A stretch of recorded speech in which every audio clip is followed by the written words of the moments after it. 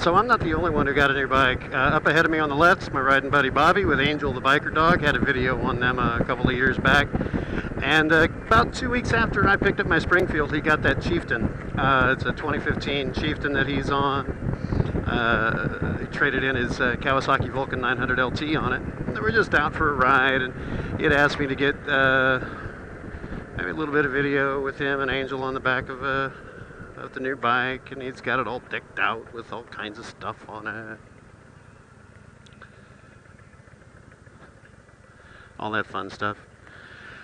And he's got that helmet with the fancy decal on it. It says Indian Motorcycle. We're on our way to the place that did his, see if they can do anything with mine to maybe match the blue on this. My helmet's silver to match the silver.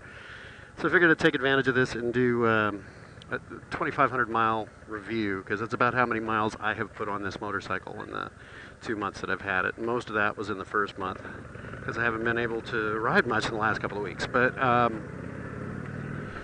still very much love the Springfield. A couple of things that I've noticed, you know, some that are kind of cool, some that are kind of quirky. First off, the low fuel light comes on when there's pretty much exactly a half a gallon of gas left in the tank.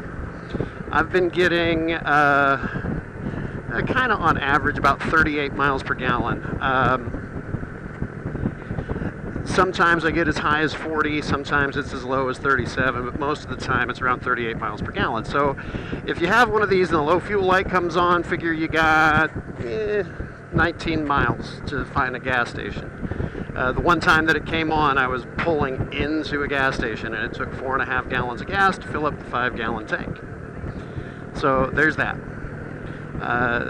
Second thing, real weird that I pick up vibration in my floorboards between 2,450 RPM and 2,550 RPM. Just that 100 RPM range. Doesn't matter what gear. If that's where the engine's revving, my floorboards will vibrate. Aside from that, nothing real big.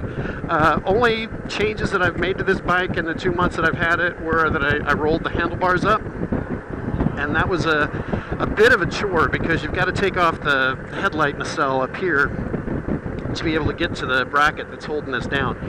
And there's two, is that lightning? Fun. There's these two hex nuts up, the hex bolts up here, and then there's 4 inside, and those are hard to get to. And you have to kind of have them all 4 started before you tighten any of them down when you're putting it back together, because the tolerance is real tight as far as getting it to line up correctly. Same with these. Can't have those all the way tight before you get these started. All six bolts need to be started before you do that. But I rolled it up, put the controls about the height where my mini ape hangers were on my Scout. It's more comfortable that way, and I'm no longer hitting my knee if I go to full lock either way. I've become spoiled with the cruise control when I can use it. Obviously, now is not a time to use it, but it's nice when it's there. Other change that I've made, addition that I've made, I put these rubber foot pads down on the mustache bar down here. It gives me a chance to put my foot up without worrying about scuffing up the chrome, and I can get some traction. So if it's wet, I'm okay. They're rubber, really not expensive. I'm really surprised at how much stuff I can fit into my saddlebags, how easy it is for the saddlebags to come off, to be able to get a good wash for the bike. Really like the bike. It's my preferred vehicle. If I ever have to go anywhere, this is what I will do. Even on a day like today when there's, you know, rain threatening, but it's warm. If I get wet, I'll cool off. It's okay. I've had the bike in the rain and it doesn't even seem to notice that it's raining. I still have really good strong feel of the road. Tire pressure monitor does not like the tires to go below 40 psi, because if I need to put a couple of pounds of air, because in the morning when it's cooler they drop down to like 36 and my low pressure light comes on, but after a couple of miles and the tire pressure builds up with the tire warmth, that TPMS light goes away. So there's that. 2,500 miles on the Indian Springfield, and loving every bit of it. And as soon as I think of something else to do, I will upload another video, and catch you next time.